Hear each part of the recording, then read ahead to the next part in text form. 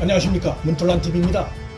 중앙지검장 이송윤이 수원지검 수사팀의 네 번째 소환도 불응하면서 또다시 자신의 사건을 공수처가 수사해야 한다고 주장하고 나섰습니다. 그런데 이송윤은 네 번째 소환에 불응하면서 그간 언급하지 않았던 새로운 내용을 수사팀에 불출석 사의서와 함께 보냈고 이를 언론에도 공개했습니다. 그가 이번에 새롭게 공개한 내용은 2019년 안양지청 수사팀을 수사 지휘할 당시 문무일 전 총장에게 안양지청에서 올라온 보고서를 보고했으며 문 전 총장의 지시대로 수사팀이 올린 내용 그대로 불법 출금 이후 상황을 동부지검에 확인해보라고 지휘를 했다는 주장입니다. 당시 대검 반부패 강력부의 업무 일지 사본도 수원지검 수사팀에 제출했다는 사실도 언론에 공개했습니다.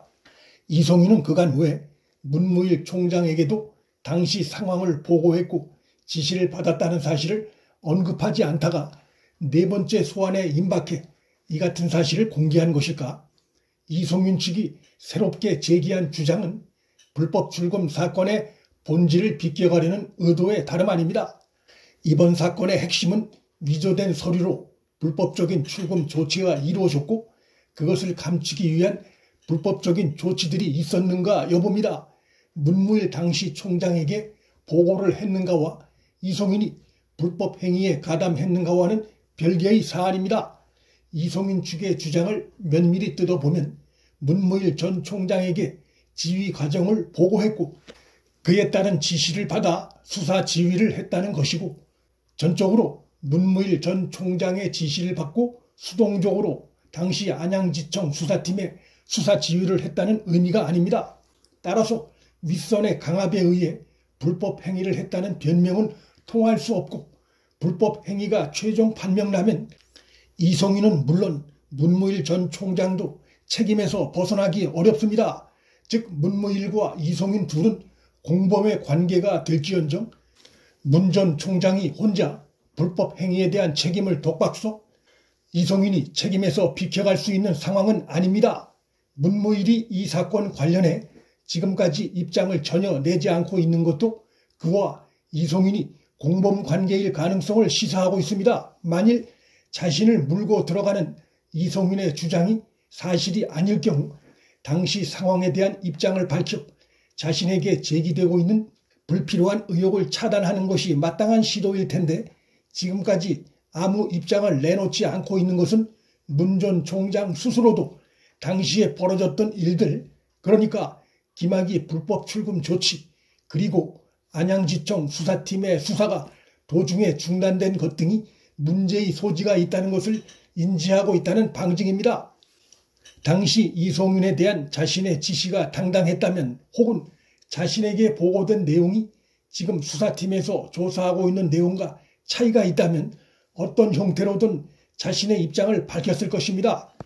이송윤이 수원지검 수사팀의 네 번째 소환에 불응하면서 밝힌 입장이 담고 있는 보다 근본적인 문제점은 따로 있습니다. 불법 출금 조치가 이루어진 사실을 보고받았다면 그 부분에 대해서 철저한 수사가 이루어지도록 지휘를 하는 것이 올바른 태도였습니다. 그러나 그는 그의 주장에 의하면 수사를 중단하겠다는 안양지청 수사팀의 보고서를 받고 그대로 승인한 것입니다.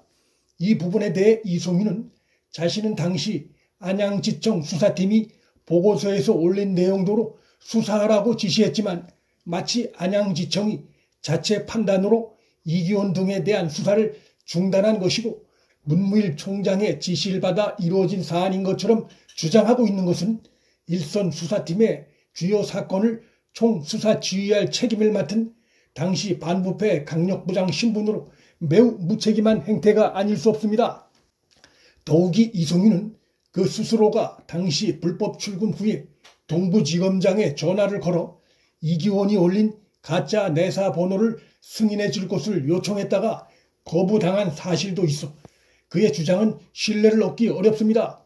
만일 이송윤이 지금 하는 주장이 다 맞는 것이라면 공익신고인이 지금까지 한 내용이 다 거짓 주장이란 셈인데 수년이 지난 시점에 자기 자신에게 불이익이 돌아올 것이 뻔한 거짓 주장을 그가 할 이유가 없다는 점에서, 또 그가 달리 얻을 것도 없다는 점에서 이성인 소환 조사는 반드시 필요한 상황이고, 이를 계속해 거부하고 있는 그의 행태는 비난받아 마땅합니다. 중앙지검장 이성윤이 정말 자신이 그렇게 당당하다면, 또 수원지검에서 조사받는 것이 자존심이 상한다면 중앙지검 방문 조사를 수용해 자신의 무혐의를 명확히 밝혀 상황을 말끔히 빠른 시간 내 정리하는 게 그에게도 도움이고, 이 사건 관련해 자신의 이름이 지속적으로 오르내리는 것을 막는 현명한 태도입니다. 그럼에도 객관적이고 중요한 혐의점이 드러났음에도 지금까지 검찰 수사팀의 모든 조사를 다 거부하고 일방적인 자기 주장만 펴면서 언론 플레이를 펼치는 행위는 비난을 명키 어렵습니다. 객관적이고 중요한 혐의점이란 검사 이기원에 의한 가짜 사건 번호와 내사 번호가 동원된 사실이 드러난 점, 이성윤이 동부지검장에 전화해 이기원의 가짜 번호 승인을 요청한 사실, 그리고 2019년 안양지청 수사팀의 수사 중단 당시 이성윤이 대검에서 수사 지휘를 했다는 사실입니다. 이성윤이 지금 보이고 있는 행태는 후임 검찰총장 임명을 앞두고 자신의 일방적인 주장을 언론을 통해 펼치고 있는 언론 플레이 의혹이 매우 짙습니다. 거듭된 공수처로의 사건 이첩 주장도 검찰총장 임명 때까지 시간 벌기 시도로 보입니다. 온갖 비난을 받아가면서도 막무가내로 버티기 하고 있는 이성윤의 행태를 볼 때 후임 검찰총장 자리를 그가 청와대로부터 언질받은 것으로 의심됩니다. 임기 말을 맞아 최악의 지지도 위기에 직면한 문재인으로선 눈 딱 감고 정권 부패 비리 수사를 앞장서 막아온 이성윤만큼 믿을 수 있는 인물이 없다는 판단을 할 수 있겠으나, 그것은 오히려 정권의 붕괴를 재촉하는 역풍을 초래할 가능성이 높습니다. 24일에 발표된 데이터 리서치 조사에 의하면 문재인 지지율이 31.4%로 수직 추락해 30% 선마저 위협받고 있는 것으로 나타났습니다. 서울에서의 지지도는 27.1%, 이재명이 지사로 있는 경기도에선 30.5%로 나타났습니다. 정권 방패막이 검사임이 드러난 이성윤은 문재인이 검찰총장에 앉힐 경우 추락하는 정권의 부도덕성만을 스스로 만천하에 공개하는 꼴이 돼 정권의 무덤파기가 될 공산이 매우 큽니다. 문틀란TV 여기서 마칩니다. 구독과 좋아요, 알림 설정은 방송 제작에 큰 힘이 됩니다. 시청해 주셔서 감사합니다.